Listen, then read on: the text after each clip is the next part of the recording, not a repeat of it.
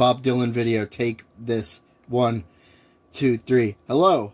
Let me make something clear right away. This video isn't about Bob Dylan documentaries or Bob Dylan biopics, and it's not an overview of his career as an actor.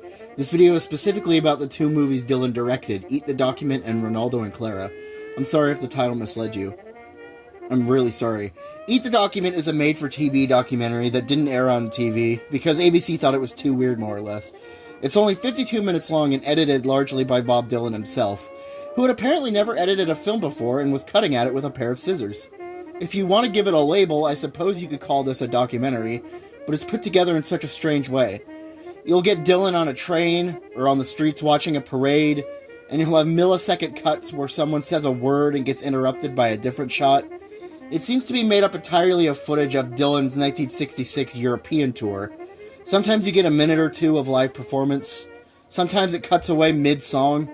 People who just left a Dylan concert insult Dylan to the camera. Johnny Cash and John Lennon both make appearances. It's as if Bob Dylan ran 5 TV channels at the same time and then channel hopped between them. The actual footage is often very mundane, but the editing feels like it's constantly being distracted by something else. It's like the movie keeps picking a scene or a shot and then immediately changes its mind. Some would call this unfocused, but it's very clearly done this way on purpose. The end result is sometimes boring, but sometimes interesting. It's 52 minutes at the very least, so it's not like it goes on forever. That's what Renaldo and Clara is for.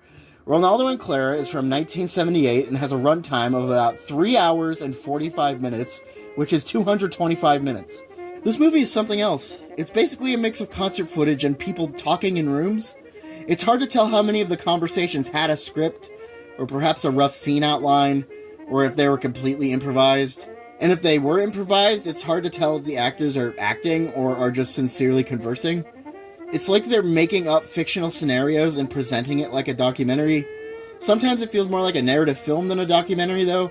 And then it cuts to a live song, and you're left wondering what the point of the movie is. Not just the intentions of the scenes, but where the passion to make it even came from. From what angle was a movie like this made? What were they trying to accomplish? Normally a movie that's over 3 hours long has a lot to say, but Renaldo doesn't always seem to have something to say. Normally a weird movie has surrealist abstractions, but Renaldo's scenes don't seem to go beyond surface level in terms of theme.